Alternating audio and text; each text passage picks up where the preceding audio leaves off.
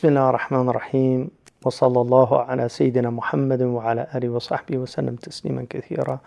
Assalamu alaikum wa rahmatullahi wa barakatuhu. Peace be upon all of you. Alhamdulillah, we're here again for the verse that I'd like to look at today is in Surah Al-Baqarah. It's the 216th verse, which says, Kutiba alaykum al-qital, that struggle, fighting, obviously in our tradition related to defending the faith is prescribed upon you, that it's incumbent upon you. But then it says, وَهُوَ كُرْهٌ لَكُمْ, but it's distasteful to you. وَعَسَى أَن تَكْرَهُ شَيْئًا وَهُوَ خَيْرٌ لَكُمْ وَعَسَى أَن تُحِبُّوا شَيْئًا وَهُوَ شَرٌ لَكُمْ وَاللَّهُ يَعْلَمُ وَأَنْتُمْ لَا تَعْلَمُونَ. And perhaps you dislike a thing and in it is much good for you, and perhaps you love a thing and in it is much harm for you or evil for you, or it's not good for you. And Allah knows, God knows, and you don't know. So this is a very interesting verse in relation to something that in traditional psychology was identified, and something I learned from a really brilliant sinologist and scholar, Dr. Cleary. But in traditional psychology, there was a real recognition of the relationship between thinking and feeling. That these are two capacities that are constantly in interplay in human beings, both from the external environment, but also internally. So we're affected, a word that people use today is triggered, that people are affected by other people, by what they say. There's a great story of a Pakistani Hakim who used to treat with ruqya, and so this physician had a patient who he treated, and then the patient got well, and the physician said, I'm so happy that the medicine worked. And she said, no, that medicine didn't help me. And he said, well, what helped you? And she said, the Hakim did a ruqya for me, and that's what cured me. And the doctor was like, what do you mean? He said, after I came here, I went to my Hakim Sahib, and he actually gave me a dua and did a ruqya, and that's what cured me. So this physician, he was a materialist. He was very upset about that. He wanted to meet the Hakim and explain to him that you're really misleading people. And so he went and visited him. And then the Hakim said, when he met him, the doctor said to him, all this mumbo jumbo that you're doing, misleading people, telling them that you can say magical words and they affect them and change their body, and we have science now. We don't need these things anymore. And then the Hakim said, you're a donkey. And he got really angry, and he started turning red and puffing up. And what do you mean? How dare you call me? I'm a physician. I studied at King Edward Medical College, and I'm well regarded. And he said, no, you're worse than a donkey. I think you're something else. And he started like just really, really getting angry, and he was about to explode. And the Hakim just said to him, he said, look at how these few words I've said to you have just completely changed your internal state. And they're only words. I didn't give you anything to, I didn't give you anything physical. How is it that those words could have such an effect on your internal state? And this is really about triggering and thinking and feeling.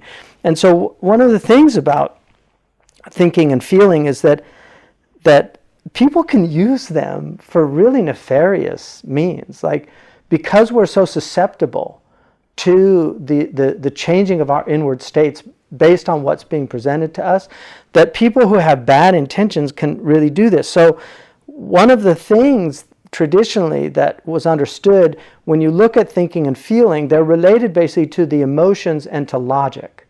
So there's a relationship between the emotions and logic. And so when we have this kind of lack of knowledge of what's being done to us from others who might have real nefarious intentions in manipulating our internal states.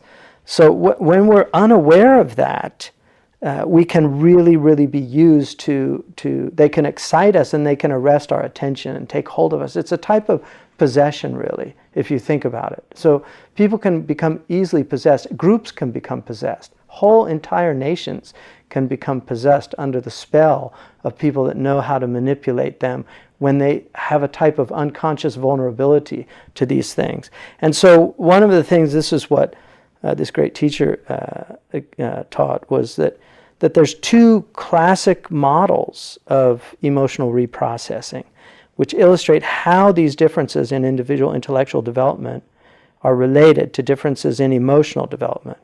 So one of the traditional ways of doing this was to rethink our likes and dislikes. And this is exactly what the verse is reminding us, that maybe you dislike a thing and in it is good for you. And maybe you like a thing and actually in it is harm for you. So this is actually telling us to reprocess the way we're thinking about things. And so if you look at what could be termed as emotional logic, so for instance, somebody does something to you and you feel sorrow about it. You feel sadness from it. And then that in turn leads to self-pity. So you feel like you're a victim. Somebody's harmed you. And then that leads to anger. So you start becoming angry. And then that leads to blame. So you're going to find a source of your anger. So you blame that person. And then that leads to rationalization, why you're doing it. Well, I'm justified in doing it. So that is a type of emotional logic where your feelings have really taken over. And they've taken over your internal state, and you actually have no control now over them. And you become basically a victim of a type of mind control that Denise Wynn talks about in a book called Manipulated Mind, which is a very interesting book and it's worth reading, because this is done constantly. And rulers and governments use these techniques to manipulate the masses. There's a Chinese manual for the emperor of how to control whole nations, and one of the chapters is translated as the art of letting all hell break loose. So there are times when governments will actually let what they call a purge. They'll let a society purge itself because they know there's so much pent-up frustration that it's kind of bloodletting. So it's like when you lance a boil so that you can diffuse the poison. So these are all techniques, but there's another model which could be termed logical emotion, which is where you're really reprocessing your thoughts, and it's a way of thinking that you can detach yourself. So something's happened, somebody's done something to you, so you feel this sorrow, but then you detach yourself, so you step away from it. And really, what's going on inside me? Why do I feel, quote unquote, triggered? Like what's happening inside of me that this person has taken control of my inner state? So you detach yourself, pull yourself away from it, and then you reflect. And that actually can lead to compassion, where you begin to actually have a different response. That's a free person's response. The first is the default setting. So all of us have default settings. When you buy new technology, they're always on default settings, and then you have to read the manual, the operating manual, and then you can actually set them to suit what you need that thing for. Well, we also come into this world with default settings. One of them is me, me, me. That's a default setting. That's why children scream when they don't get what they want. But you have to reset. And if you have good teachers, they'll help you, because you're like that new technology that they're going to reset the default setting and put it into something else. But the book, the operating manual for the human being is called the Quran. That is the operating manual. So you can actually learn how to understand yourself, and then you can reprogram yourself, because Allah tells you all these things like وَإِذَا مَا غَضِبُوا هُمْ يَغْفِرُونَ. When they get angry, They forgive. Oh, so I don't have to blame and attack and it's like somebody who's been watching television and they think there's only one channel, and their whole life they've just been watching this one channel, and then somebody comes in the room and says, "What are you watching?"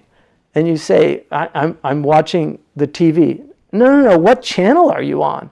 What do you mean channel? What's a channel? That looks like a really stupid thing to be watching. What's it called? Jackass? So you're watching people do stupid things? No, there's other channels. Here, look. Here's the Nature Channel. Oh, look. Here's a documentary about Mecca. Oh, here's recitation of Quran. There's whole other channels that you can turn on to. But if you don't know they exist, then you're just trapped in these empty, mindless states. So really getting out of the default setting is the life's challenge. That's what we're here to do. Because if you're constantly in a state of anger and blame, which is based on self-pity, it makes you susceptible to divisive and defensive feelings. And so people can manipulate you because you're angry.